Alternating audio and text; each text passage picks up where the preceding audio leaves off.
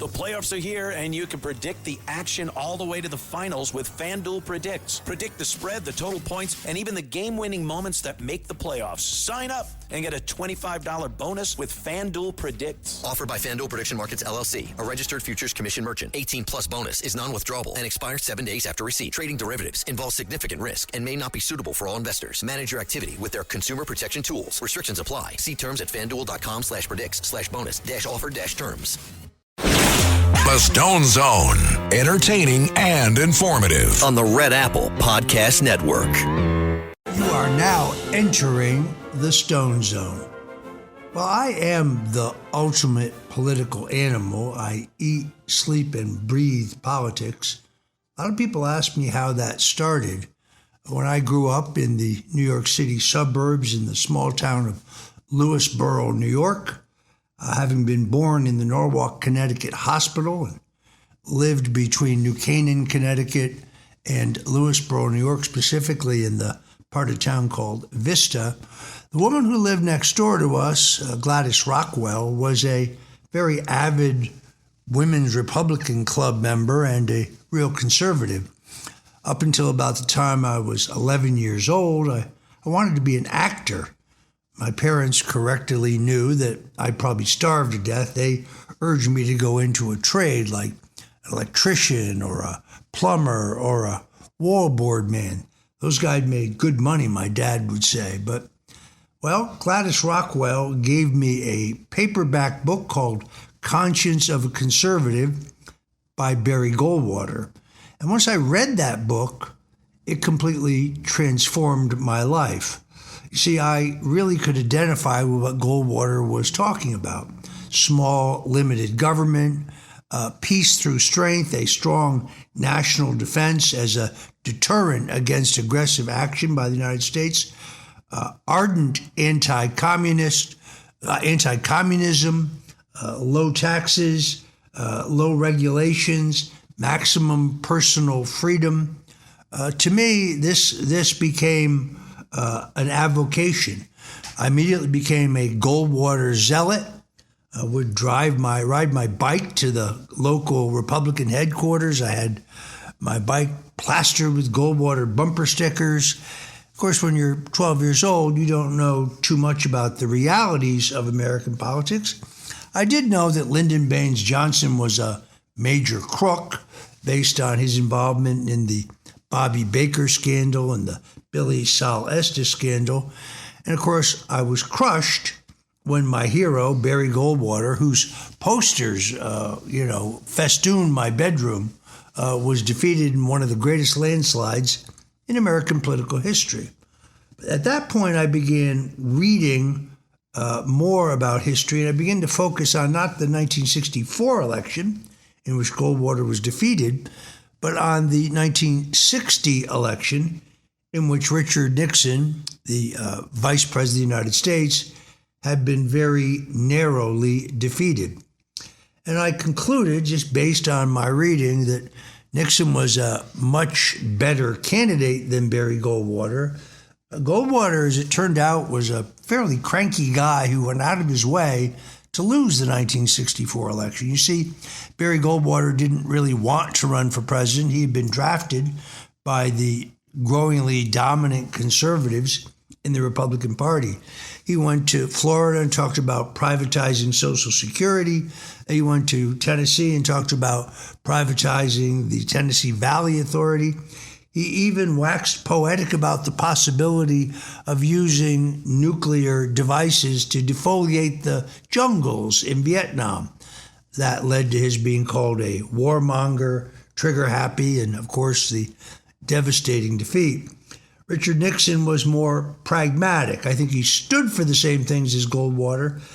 But I came to the conclusion that despite the fact that he had made a number of errors in the 1960 skin-tight election with John F. Kennedy, that he'd been cheated out of victory. Now, he bumped his knee on a car door. This was before Labor Day. That developed into a staph infection. Nixon, as the vice president and the Republican nominee, was actually hospitalized after Labor Day for about 10 days while he saw his opponent, the charismatic and charming and incredibly handsome John F. Kennedy, crisscrossing the country and pulling out to a small lead. Then, of course, Nixon made the mistake of pledging to visit all 50 states. That meant he got stuck going to states like Vermont and Utah, where he was going to win anyway. JFK spent his time focusing on the swing states that were under contest. And then lastly, of course, was the decision to debate. Now, Nixon, as the vice president, told his campaign manager, told Dwight Eisenhower that he would not debate the lesser known and less experienced John F. Kennedy. He told New York Governor Tom Dewey that as well. So, of course, all of them were surprised when Nixon not only agreed to debate, but agreed to a series of 4 debates. That debate, of course, would end up being fatal to Nixon's candidacy. Nixon rushed out of the hospital where he'd been laid up with a bum knee, still on antibiotics, underweight, having lost weight in the hospital.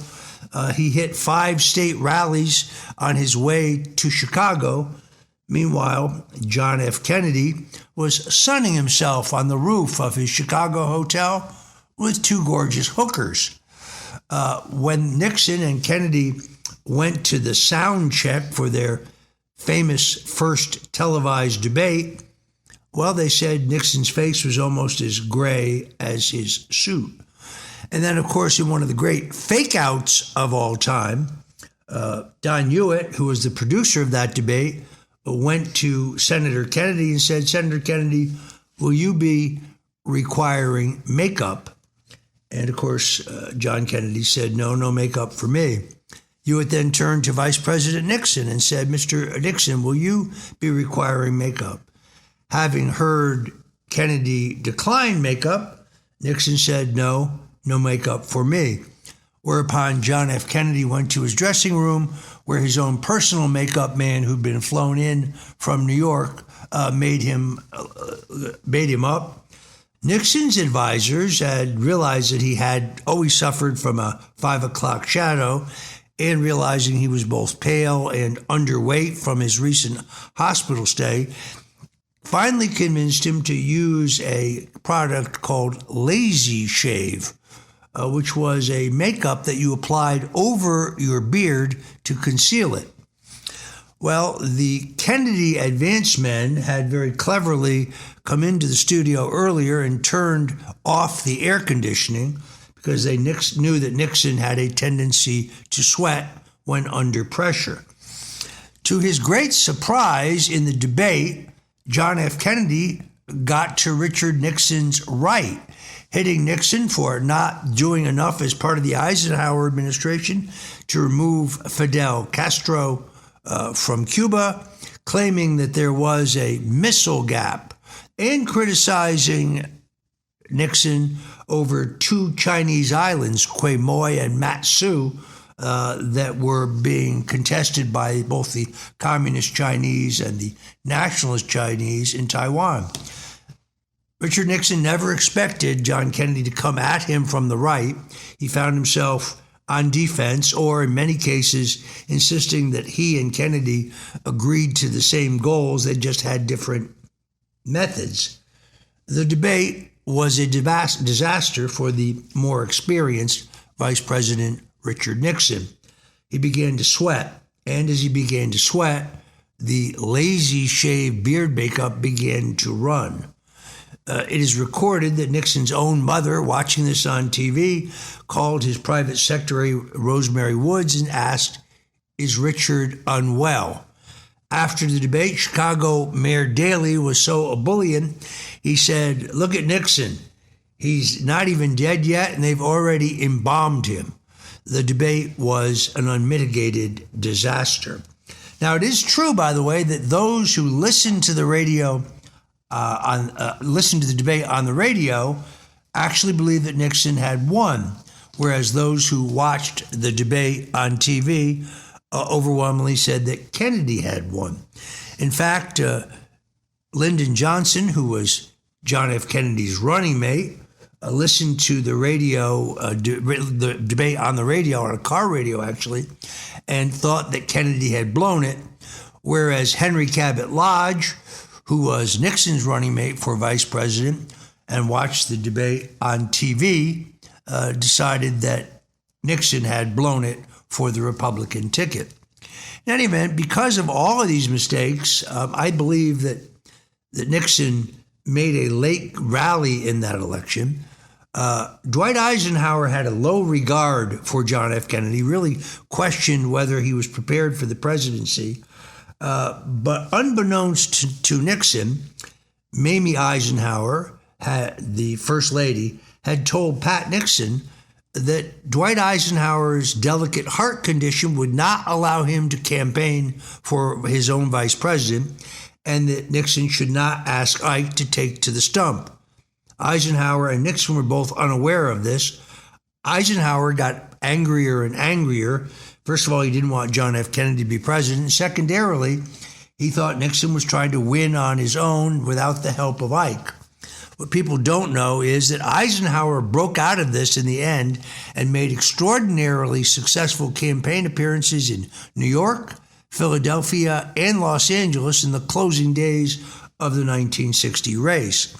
Nixon also, unlike the free-spending, multimillionaire father-funded John F. Kennedy, had husbanded his money for the close of the campaign, and therefore in the last 30 days he was competitive in terms of paid advertising, like early television and, of course, terrestrial radio.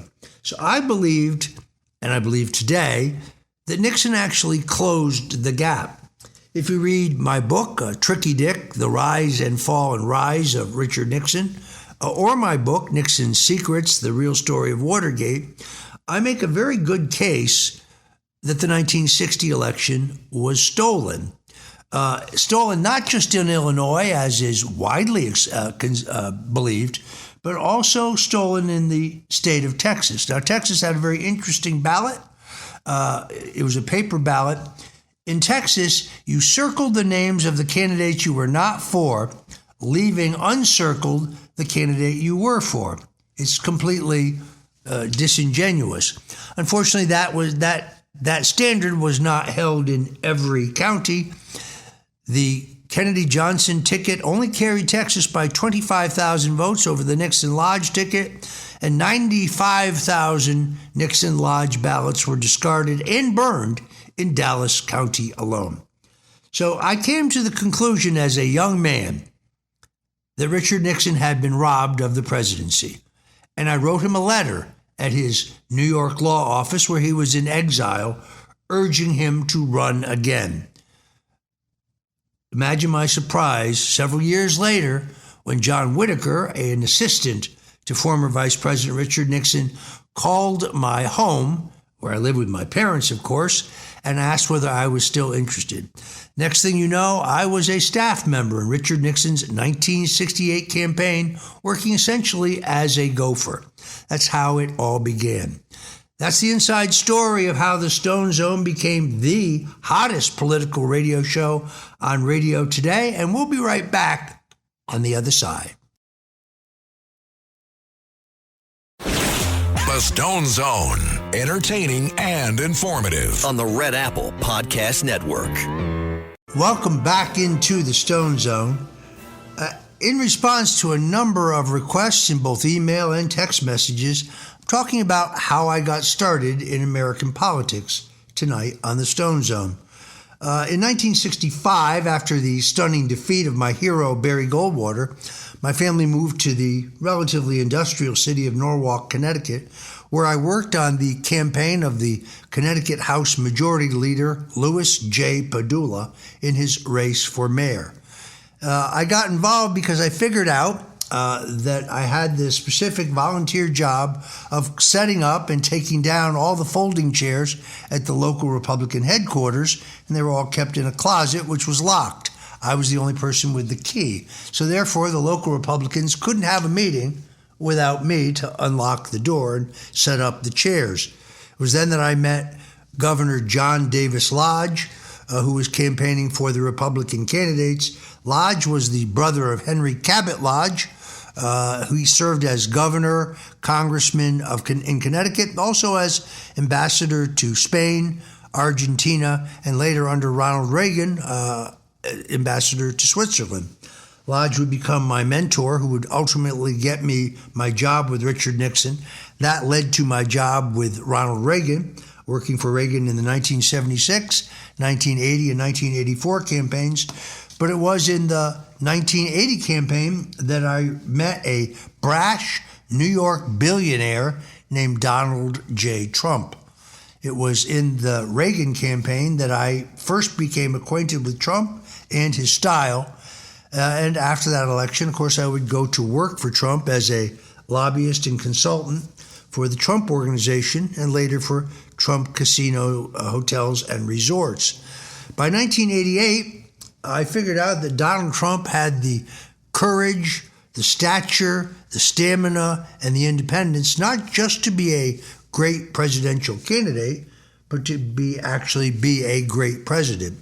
I began urging him to run as early as 1988. I urged him to run again in 2000. In 2000, he did seriously consider being the Reform Party candidate for president. It's because Ross Perot had run so strongly in 1992 and 1996 that the nominee of the Reform Party would automatically get a $38 million check from the U.S. federal Treasury.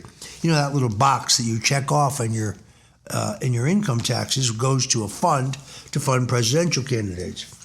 So Trump took a very serious look. I served as the chairman of his exploratory committee in 2000, but he would ultimately decide that one needed to be either a Republican or a Democrat in order to become president. After visiting Los Angeles, Miami, going out to Minnesota to see then Governor Jesse Ventura, Trump decided that the time was not right. In retrospect, and he says this today, Roger wanted me to run more than I wanted to run myself. Trump realized the time was not right, but 2016, I tried to get him running in 2012. By 2016, the time was right, and of course, the rest is history. Donald Trump scored one of the greatest upsets in American history. He is the first president of the United States who was not a governor, a senator, a congressman, or a general. And he has changed the rules of politics by doing so. He also scored the greatest single comeback in American history. The only other president to do that was Grover Cleveland, a New Yorker. He was elected, then defeated in a contested election many said was stolen, only to make a comeback. Incredible that both Cleveland and Trump were from New York. I'm Roger Stone. You're listening to Stone Zone. Don't go away. We'll be right back. The Stone Zone, entertaining and informative. On the Red Apple Podcast Network. Welcome back into the Stone Zone. He's talking about Donald Trump, who's now been a friend of mine for over 50 years.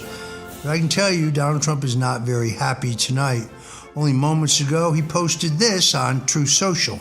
He said, shockingly, a judge appointed by Barack Hussein Obama, Christopher Cooper, ruled that the Kennedy Center, which was going to close in early July for large-scale renovations and construction due to years of neglect, decay, and poor maintenance, and which was to be transformed by the Trump administration into the finest facility of its kind anywhere in the world, is not allowed to close for these renovations, which would not be possible to properly do without such a closure.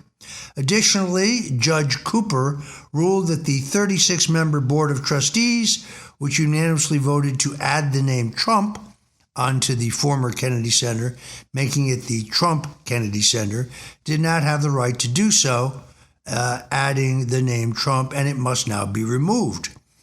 The Kennedy Center has lost over the years, prior to this administration, hundreds of millions of dollars. In some cases, including ridiculous construction jobs that were done at over $100 million a year. Trump went on to say, "I took great pride in taking over a losing institution and looked forward into making it into a great and prestigious winner for Washington, D.C., and indeed for the United States of America." Unfortunately, Judge Cooper and the radical left would rather see it die than have President Trump transform it into something that everyone could be proud of, as much as I've done in many cases throughout my entire life. And recently, with all of the construction, renovations, and fix-ups that we've completed with the Department of Interior on waterfalls, fountains, monuments, and other things of beauty that we have brought back to life in a safe and secure atmosphere after record-setting crime in Washington, D.C. Was stopped, and the city is, of course, thriving, perhaps like never before. Therefore, based on the fact that the radical left Democrats care more about opposing your favorite president, that would be Trump, than saving a dying performing arts center, almost all of which lose large amounts of money throughout the country, we're going to be working with Congress to transfer the failing institution back to them so they can make a determination as to what to do with it.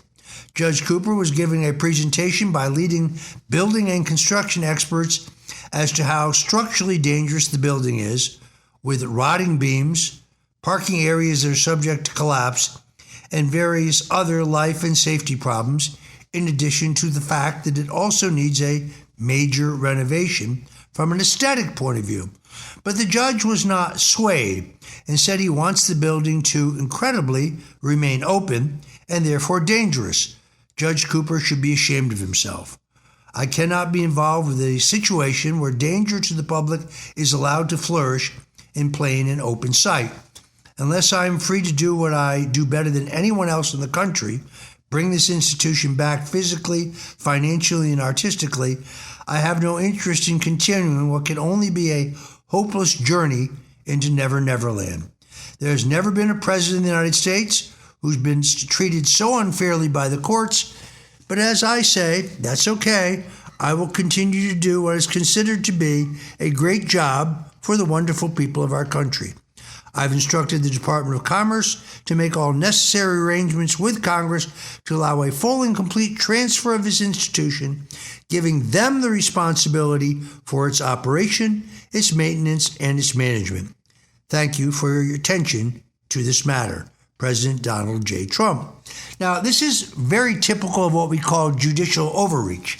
Judges in the District of Columbia could care less about the law, the Constitution, legal precedent. They are biased members of the hard left. They have no regard for the law.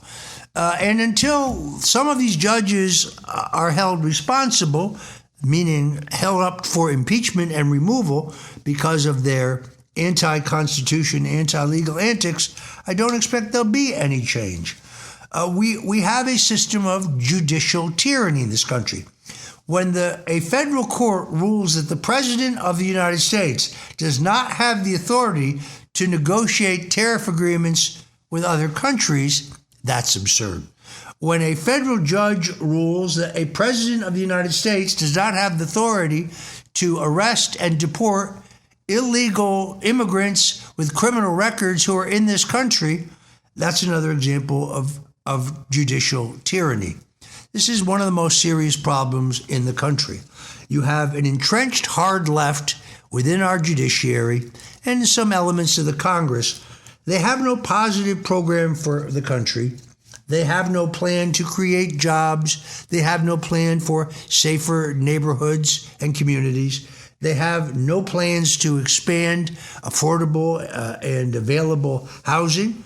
They have no plans to bring down the cost of gasoline or bring down the price of food. They have no plan for America. They are running on one simple idea, their hatred for Donald Trump. It is extraordinarily sad that that's where we are in this country. And the John F. Kennedy Center for the Performing Arts will continue to decay until ultimately it collapses. The left would rather have that happen than give Donald Trump the credit he gets for trying to save it. Now President Trump says he's heading into the Situation Room to make a final determination on the next steps with Iran as negotiations appear to be entering a decisive phase. President Trump laid out the red lines clearly. He said today, Iran must never obtain a nuclear weapon. The Straits of Hormuz must remain open for unrestricted shipping.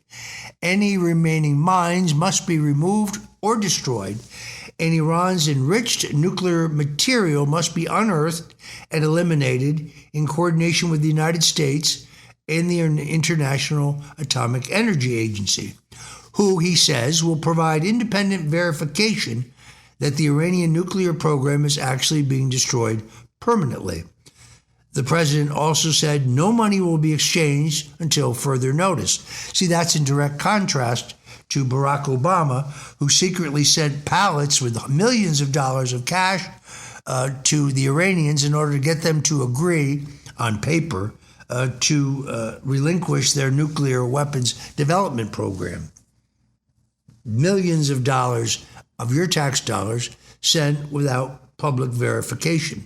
President says in this case, no money will be exchanged. In other words, he won't be blackmailed the way Barack Obama was. Meanwhile, Secretary of State Marco Rubio is meeting with Pakistan's foreign minister in Washington as Pakistan continues to serve as a key mediator between the United States and Iran. Treasury Secretary Scott Bessent reinforced the message on Thursday that President Trump, under no circumstances, will take a bad deal from Iran. Bessent reiterated that Iran must turn over highly enriched uranium, abandon any nuclear weapons pursuit, and keep the Strait of Hormuz open. There is a continuity of messaging and a continuity of agenda that permeates throughout this administration. President Trump is demonstrating patience, but not weakness. He's applying military pressure, economic leverage, naval control, regional diplomacy, and hard deadlines, slowly but surely maneuvering Iran exactly where he wants them. This is the art of the deal on display on a global scale. And to me, it is masterful to watch. Iran is getting the message that they must comply, open the waterways, and give up the nuclear threat, or face total and complete annihilation. Others may be panicking, but my faith is still in President Donald Trump. Meanwhile, the Trump administration has launched a new immigration-focused website at aliens.gov using a science fiction twist to drive home a serious border security message. The site features CGI-style video showing a UFO lifting a man over the U.S.-Mexican border wall, playing on the terms aliens while warning Americans about illegal immigrants living in the country unlawfully. The website says that for decades, aliens have been walking among us, living in neighborhoods, shopping in the same stores, and attending the same classes as American children, with one key difference: they don't belong here. The site notes that past administrations have aided and abetted the illegal immigrant invasion of America and credits President Donald Trump correctly with being the first president to directly warn Americans about the danger of illegal immigration and what it poses to our families, communities, and the nation's future. The campaign comes shortly after the administration released a collection of unresolved files related to unidentified anomalous phenomena commonly known as UFOs. The public's fascination with UFOs is really extraordinary. The president himself has commented on that. Officials said that the government remains unable to make definitive determinations in some cases and welcomed private sector analysis. Using the heightened interest in UFOs to creatively draw attention to the perils of illegal immigration is, to me, both hilarious and brilliant. Aliens.gov is a Trump messaging at its best: provocative, memorable, and impossible for the media to ignore. I urge you to check it out at aliens.gov. Americans have every right to know who is entering our country, who's living here unlawfully, and past leaders who failed to protect our border must be shamed and publicly exposed. This is a crisis that was created by weak and malevolent forces, and President Trump is making sure Americans see it very clearly in this website. Meanwhile, the Trump Justice Department is suing 4 Democrat-run sanctuary cities over policies that are blocking federal law enforcement from obtaining uncover license plates used in immigration and criminal investigations. The lawsuits target Washington, Oregon, Maine, and Massachusetts, very specifically. The Department of Justice officials are holding these states accountable for discriminating against federal agencies, undermining immigration enforcement, and putting officers in direct danger. Acting Attorney General Todd Blanche said law enforcement officials risk their lives every day and must be able to do their jobs safely. He accused the governors of pursuing obstructionist policies by denying undercover plates to DHS agencies such as ICE, while still allowing state agencies to use them. The rules vary, I guess, by state. Washington and Oregon have moved to block the Department of Homeland Security agencies, including ICE and the Customs and Border Protection Agency, from getting undercover plates. Oregon's policy is broader, reaching other federal agencies as well. Massachusetts allows Homeland Security investigators, but not ICE, to obtain plates. Maine requires federal agencies to certify that vehicles will not be used for civil immigration enforcement. Think about that. The state not allowing the enforcement of a federal law. The Department of Justice argues these policies violate the Supremacy Clause of the U.S. Constitution, which gives federal law priority over conflicting state rules. Officials also warned that identifiable vehicles could expose officers to tracking, doxing, harassment, or personal attacks. This is exactly why these sanctuary policies are extraordinarily dangerous for America. They're actively making it harder and riskier for federal officers to protect the public. The Trump administration is right to fight back, in my opinion. Democrats should never be allowed to endanger law enforcement to protect illegal immigrants who they hope to make into their voting bloc to ensure a perpetual socialist rule over America. I'm Roger Stone. You're listening to the Stone Zone here on the Red Apple Audio Networks, and we'll be back on the other side with more of the latest political news. The Stone Zone, entertaining and informative. On the Red Apple Podcast Network.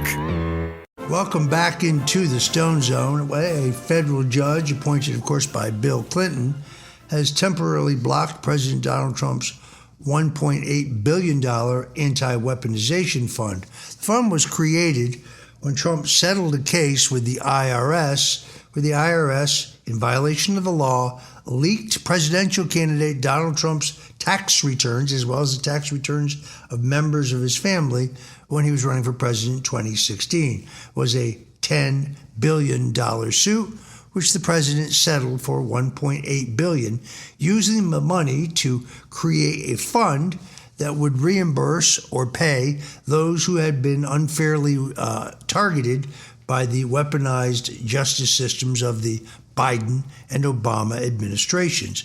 This order came from U.S. District Judge Leonie Brinkema in Alexandria, Virginia, of course, a Clinton nominee.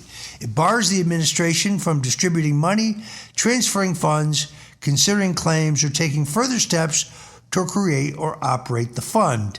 Another hearing is scheduled for June 12th. The fund was created through the settlement, as I say, between Donald Trump and the IRS after the leak of hundreds of thousands of tax returns, including those tied to Trump, his family, and the Trump Organization employees, in what amounted to a deliberate violation and illegal violation of the private rights of President Trump and his families. The Treasury Secretary, Scott Bessent, declined to comment on the legal specifics, but defended the necessity of the anti-weaponization fund. Bessent said President Trump endured more than a decade of harassment and weaponization of federal and state actors, and that no American should be targeted for partisan political reasons.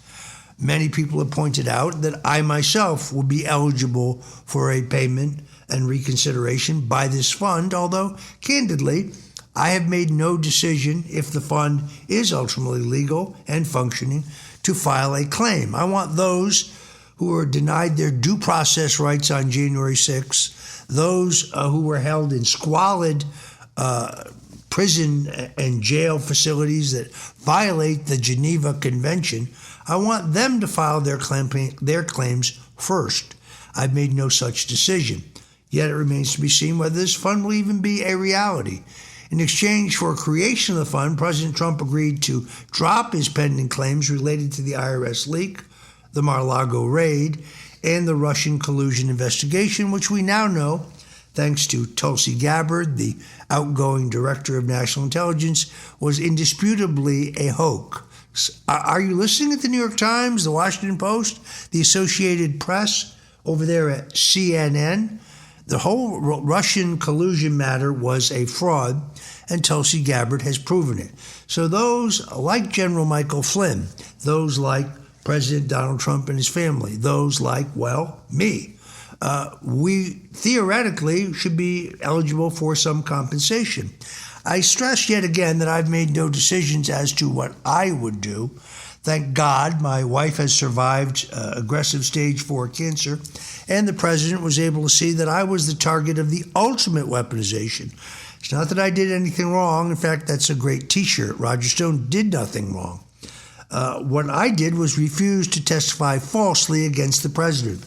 Because of that, I was subjected to a Washington-based Soviet-style show trial, and it is only through the grace of God and because I'm redeemed in the blood of the cross that my prayers were answered and President Donald Trump gave me a full and unconditional pardon. Now, if you go online and try to look that up, you'll have trouble finding it. You'll see reports that my sentence was commuted, but by the grace of God, my life was spared so I could be with you today in the Stone Zone. We'll be keeping an eye on this weaponization fund. I think those who were subjected to government harassment, whether they were parents going to school board meetings to complain about the curriculum being forced on their children, or people who were prosecuted for praying outside of abortion clinics, or those who were persecuted because of their perfectly legal actions on January 6th. I believe that the acting Attorney General, Todd Blanche, is absolutely right in his proponent of this fund, and I hope the fund becomes a reality. I'm Roger Stone. Thanks for listening to us on the Stone Zone. Until we meet again, God bless you and Godspeed. Thanks for listening to The Stone Zone with Roger Stone. You can hear The Stone Zone with Roger Stone weeknights at 8 on 77 WABC. If you like the podcast, share it with your friends and listen anytime at WABCRadio.com and download the WABC Radio app. Hit that subscribe button on all major podcast platforms. Plus, follow WABC on social on Instagram, TikTok, Facebook, and X. See you next time for a new episode, so you never have to wonder. What the heck is going on here?